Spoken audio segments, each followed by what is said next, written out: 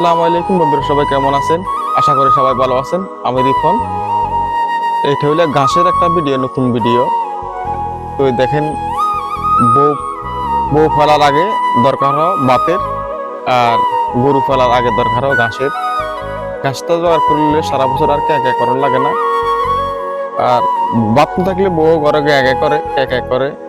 বাতও যদি একটু শর্ট হয়, বাঙাল বলি কথা। তো দেখেন, আমার ভিডিওটা ভালো লাগলে একটা লাইক, কমেন্ট, শেয়ার করবেন। আবার যদি ইউটিউব থেকে দেখেন, ইউটিউবে সাবস্ক্রাইব করবেন।